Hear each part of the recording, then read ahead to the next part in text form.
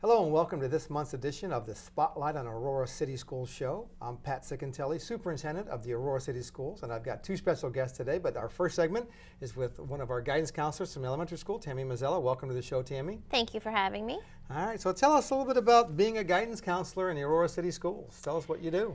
Well, I have the pre-K to second grade level, and it's an amazing opportunity. Every day is different, and every day I have an opportunity to make a difference. You never know what you're going to run into, what you're not going to run into.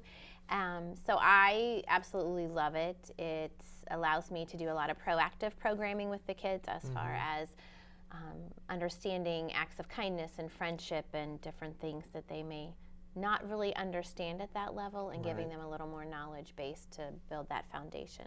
Very good. So tell us, how long have you been a counselor, and what made you go into being a school counselor? I have been a school counselor for 20 years, and I've been here in Aurora for 15 of those 20. I have, honestly, when people ask me, something snapped.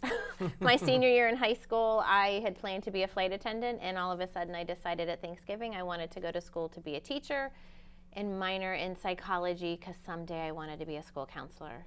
And I just followed that path, and I love it. I think a lot of the times too, the influences I had along the way in school with my teachers and or a counselor, and kind of decided to go into that field, and I kept that track the whole time. So a school counselor obviously wears many hats. As you said, every day is different, and there's lots of ways you support kids. But the holidays are coming, and one of the things that I know you've done a tremendous job of doing is providing support for the families. Yes. So tell us about how that's evolved. Tell us about some of the projects that you are a part of as we head into the holiday season. Okay. Probably about 9 years ago, I was home. I live in Trumbull County, and it was over Christmas break, and I was watching TV where the Youngstown City Schools partnered with a local food bank, and every Friday they would send non-perishable food items home with kids that needed it. So I sat there and I'm like, I have a need. Nothing as great as, Youngstown City Schools, but I have a little need. I think I'll write a grant through our state counseling association. Wrote a grant, got the funding for it, and had decided I would do it like once a month and those kind of things, not knowing that September of '08 is when kind of like the economy that's when the first kind of fell out, the bottom fell out. So I started this program, started sending home non-perishable food items once a month with families that needed it.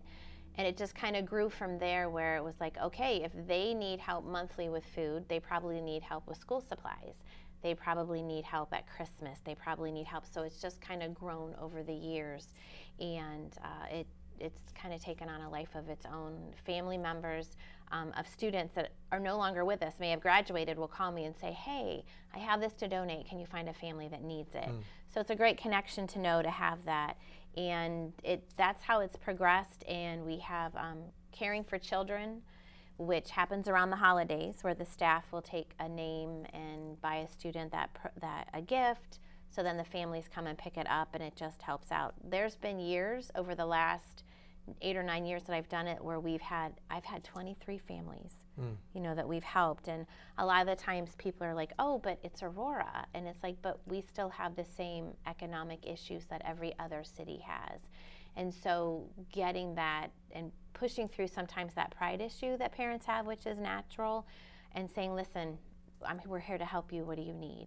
So we may help with coats and shoes and backpacks and Valentine's Day. Art at the end of the year, Miss Hickey does tie-dye with the kids, so I'll help with the white shirts if they need those. So anything the families need so that they can be there to support their kids and allow their kids to do what they need to do in school, which is learn. So you saw a need, and this is obviously involved into several programs. So the backpack program, tell us about that. So where do you get some of the donations from? How do you secure that information? What kind of things go to the kids for the backpacks? So I usually rely on the teachers to be my eyes and ears of if they see a student that needs something or is struggling or is aware of a family, and then I'm that person that will reach out and contact that family and say, hey, here's what I have to offer. But it's all non-perishable food, anything that we can send home. Things a lot of the times that we take for granted, paper plates, toothbrush, toothpaste, things that we have access to every day. Right. And then originally the grant was funded through the Ohio School Counseling Association. When those funds ran out, the local ministerial group had supported it. I wrote a grant one year for Aurora Schools Foundation. They have funded it. We have the church in Aurora, a couple of their small groups within there have funded it as well. Recently it's with the the PTO have given me money because they said they believe so strongly in the program that it's worth supporting. A lot of the times just families will send in gift cards or donations or randomly boxes and bags full of food because they know that will go to good use. So again, it's kind of grown into a program of its own, and the families know it's out there, and they just drop things here and there different times. Yeah. You talked briefly about a giving tree kind of a program. Tell us how that evolved, and you said how many families are impacted by that? Currently, I have 8 families this year that I'm helping, and what we do is I just get all of the vital information. The teachers never know who they're buying for. And so we just put down the information, like the child may have a family number and what their sizes are, what their favorite things are, what their hobbies are. And then the teachers take a card or a paper and they go out, they go shopping. They love it. A lot of our teachers have children that are grown, so they're buying for the elementary kids and they love it. And then they bring it back, and then the families will pick it up before Christmas, and that way they have things under their tree to give the kids that they may not normally be able to afford or to give their kids. So unlike the first program, that'll perpetuate at least, as long as the staff continues to provide and give. You don't need any extra funds or grants for that to continue on. No. That's great. So tell me about Shop with a Cop. So that's another program that we've done and that you have initiated, and tell us how that evolved, where it came from, and what goes on. It's primarily between the Aurora Police Department and Officer Vicky is in charge of it, and with our local Walmart, which in Bainbridge. And what happens is the kids get to come that are referred, and they get to shop with a cop and or some of the school staff. It's amazing the Aurora school staff that has, over the years, it's evolved, that want to be a part of it.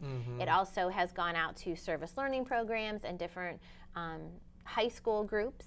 The kids will come and they will not always shop with the kids, but they're in the background wrapping and getting everything ready. And they get to spend at least $100 on themselves. A lot of the kids, it's great to see that they don't want it just for themselves. They want to buy things for their families. And so they a lot of the times they even would just want those necessities of like socks and shoes and underwear. And so you get a different perspective of where families are and how much help they need with those kind of things. But it's probably been about 8 years that Officer Vicky's been doing it.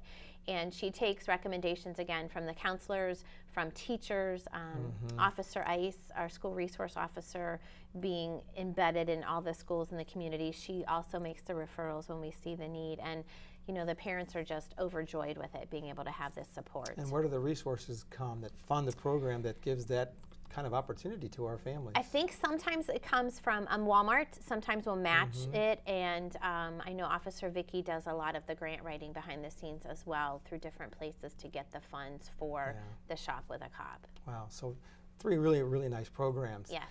Any funny or anecdotal stories you could share with us that you've experienced in your many years of providing these services to our kids? One, it wasn't funny at the time, but it's funny now as I think back over all the years. Again, as I said before, we had boots. I have boots. When the kids need it, they come and they get it. So I had a teacher bring a child that needed boots. So I had a couple different pairs. He tried them on. He was so excited, and he was crying because he could finally go outside and play in the snow. And after he left, the teacher's crying, and she started yelling at me that I didn't have a heart, and how was I not crying, and how did this not affect me? And I was like, oh, wait a minute, I'm the counselor, I have a giant heart, but I do this every day. It's not that I'm desensitized to it, but it's just part of my job. It's what I do. Just like teaching reading, it's what teachers do. They get in there, they do what they have to do. And so it's funny now when I think about it that she was so moved by it, because that was the first time she'd ever experienced, I guess, anything out of that academic realm of helping a student, where this was this kind of need that they needed filled. And when it happened, she kind of responded differently. Then she's like, okay, yeah, you're right, you have a heart. You're right. So that was kind of that funny aspect of it when you think about it. So that's such rewarding stories. Are you able to share with the students so they can see how impactful it can be to provide service and to provide something in support for their fellow classmates? I think sometimes when we do like food drives, sometimes for Volunteers of America or different things, or if we collect socks or mittens or different things, or when the PTO does the giving tree at the elementaries, where the kids bring things in for not only our students that benefit, but also Portage County area, the other area students, they see that it's rewarding and they're helping others. And so embedding in my lessons a lot of the times of the acts of kindness, and it doesn't always have to cost us anything, just being nice to someone, holding a door, helping them pick things up. Starting at those little levels with the kids, I think opens their eyes to understanding that giving makes a difference. Yeah, so I think that's that's great that our district does so many things, as many folks know, but developing that philanthropic idea and that idea of having a service heart, certainly you can never start too early. And so I'm sure you've gotten great feedback from families as well who have received some of this support, and how grateful they are. And the nice thing is the families, when they're on their feet and they don't need that help or support anymore, they're giving back. And so they're paying it forward, and they're doing, kind of exactly what we want that cycle to see. Right, right. Well, that's great. So thank you, Tammy, for all the things that you Thank do. you. Impacted staff, and it's great to see the staff is involved, impact children, impact the families. It's what a community is about. Absolutely. Is helping each other, and doing it at the youngest levels is paramount to that. We have kids that we'll talk about in our next segment, that as they get older have that same service heart. Yes, and it's a great community to be a part of because of that awareness and that support that we get. Well, great. Thank you for all you do. Thank you. All right, stay tuned. We'll be back in just a moment, and we'll have Melissa Foster with us, who's going to talk about the service that we do at the high school level. Stay tuned.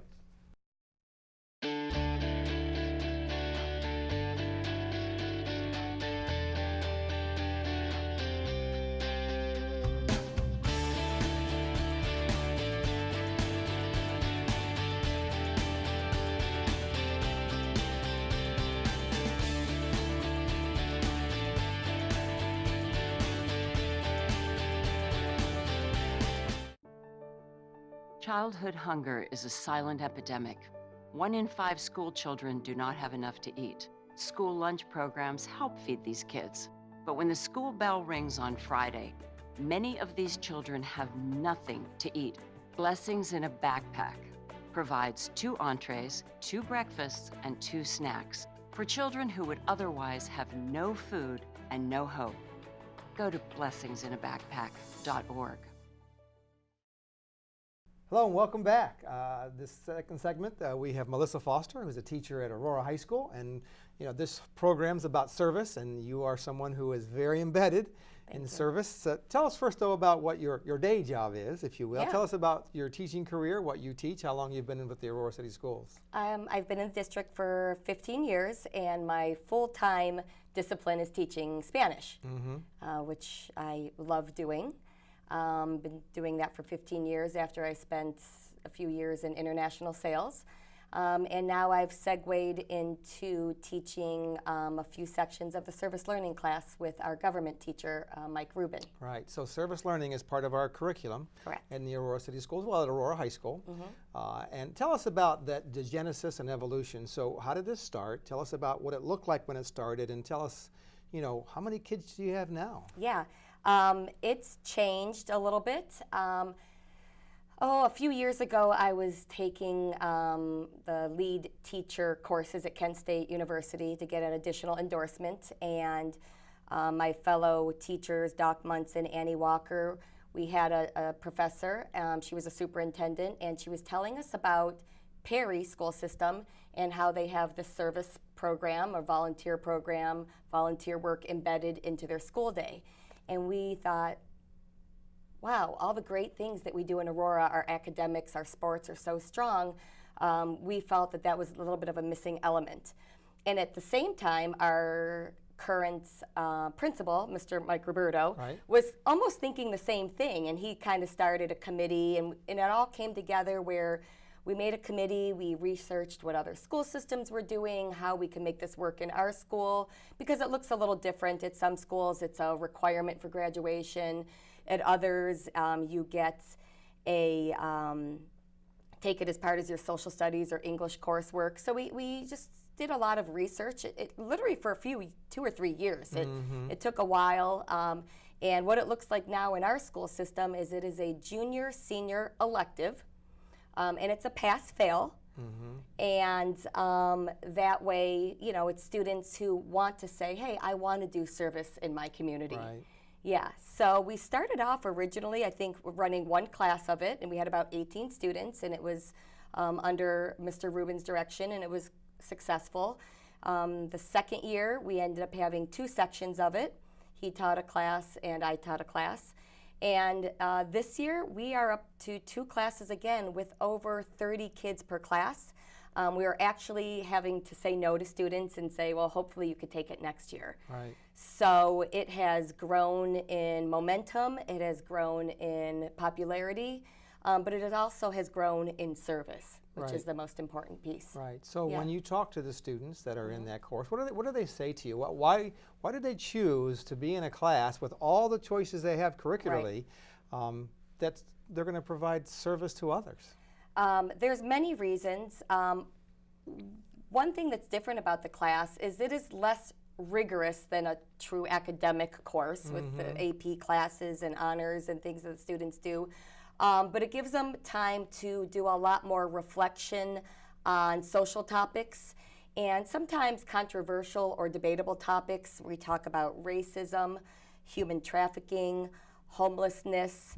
And these are topics that students know the name, but most of it is filled with stereotypical information. Yeah. And we're trying to break down those stereotypes. The students do a lot of reading, research, but the most important piece is hands-on. We're getting them out of the school, and they're required to do 16 hours at a place, whether it be a nursing home, a homeless shelter, a place that provides social networking for students with disabilities. So the students are working with people and finding out, like, wow, somebody who's homeless is not a bad person or is not lazy. Wow, I heard this man's story. And it's becoming quite emotional for some of them. They've worked with patients in hospice. We have one girl who's writing the life story for an elderly man. She's typing it for him and binding it in a book. He knows, you know, that his time is limited and he wants a gift for his grandchildren. Wow. So it's very empowering for the students. So let's talk a little bit about homelessness. So I know that there's a program that we've done. So to make it as authentic as possible, Right. you guys bring in an outside speaker who had spent time as a homeless person, and then the kids literally are homeless for one evening. Tell us a little bit about that project. Yeah, that has grown in popularity. We do it in the fall, and we have a guest speaker. We've used the same gentleman because we think his message is so strong. He was homeless in Cleveland for 8 years. He had his own successful business. He was the first African-American screen printer. I shouldn't say the first, but a well-known screen printer in Cleveland. And with technology and times changing in the late 80s, he lost his business due to the stress. He went through a divorce, further stress, became addicted to drugs, and literally lived in downtown Cleveland, places that we frequent, panhandling outside of the stadiums, and shares his story about what that was like. And he's real. It's a real Right. story. It's a real person. But fortunately, he broke the cycle. He went to 2100 Lakeside Men's Homeless Shelter. And he brings that story to our students. And we listen to him. And then we actually sleep outside at the stadium. We do let the students bring a cardboard box and a sleeping bag. We don't, we try to limit it to, okay, don't bring your best comforter and your warmest coat. Right. You want to feel the elements. This time we did some self-reflection. We wrote our life legacy while we were outside in the dark. This year in particular, a rainstorm and a thunderstorm came through. You don't get much sleep. It's uncomfortable. It's cold.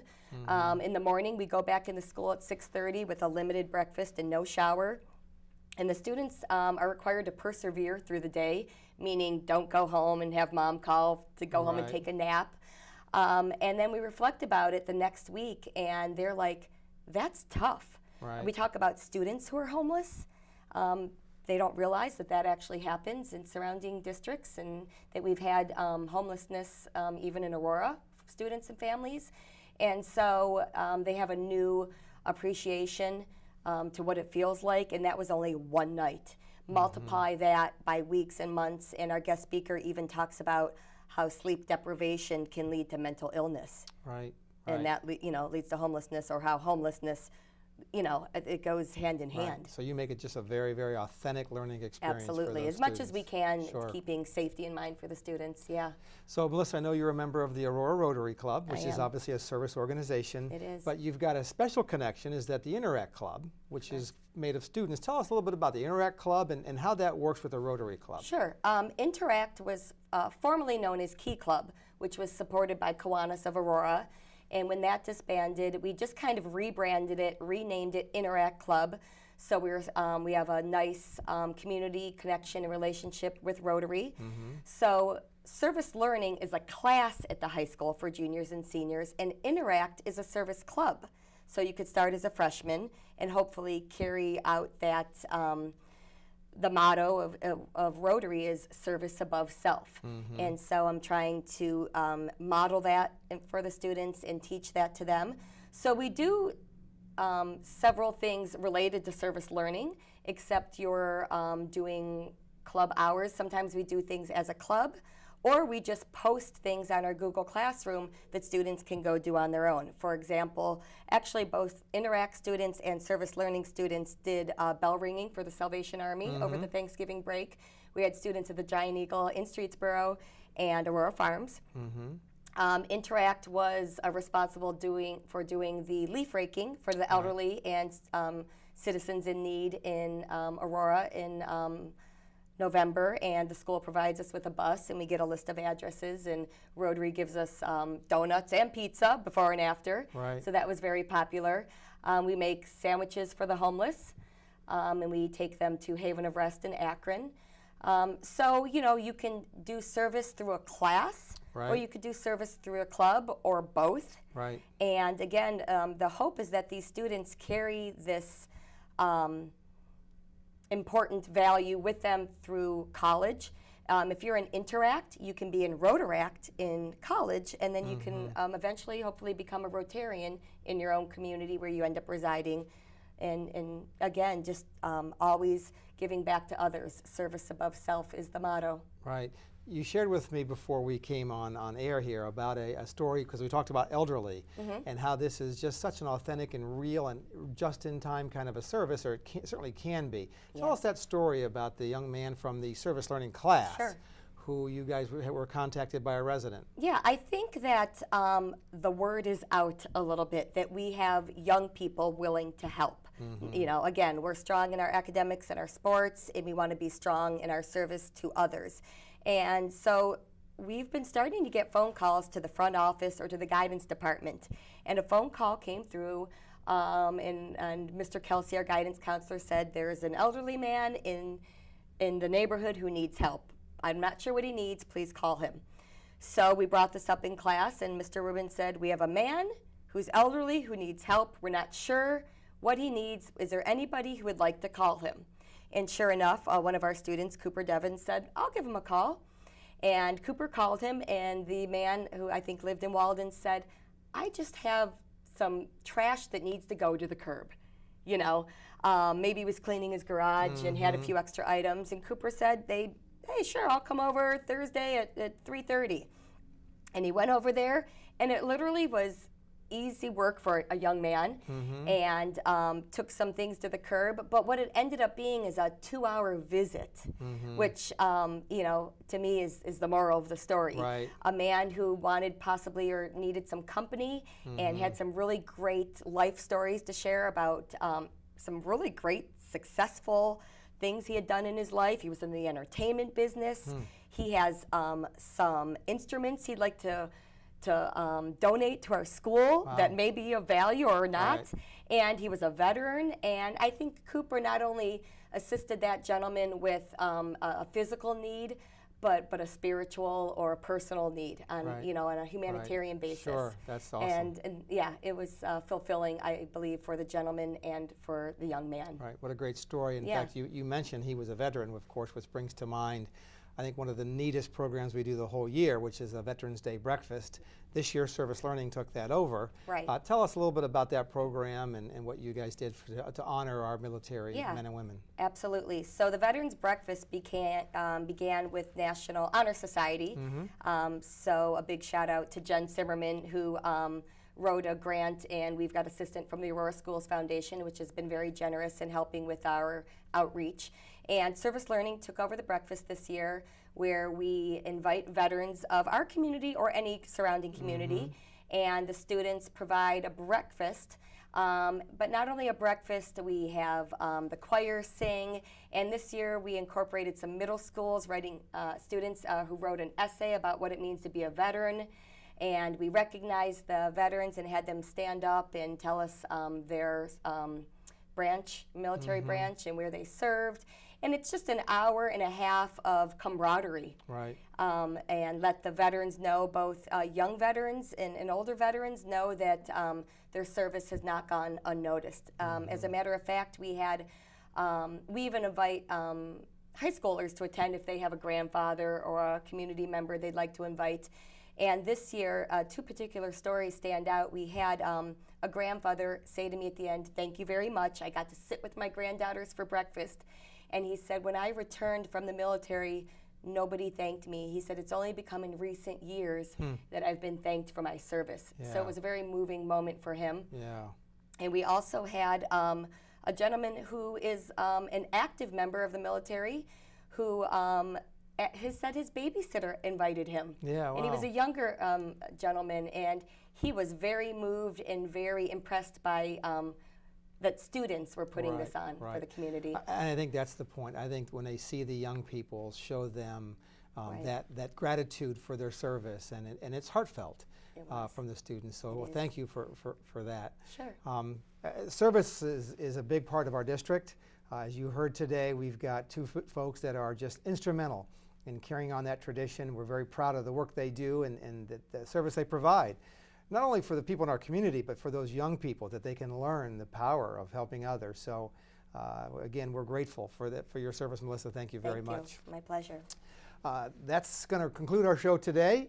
We have lots of things going on through the holidays and into January. If you want details on our district activities, go to our website, www.aurora-schools.org. Have a great day.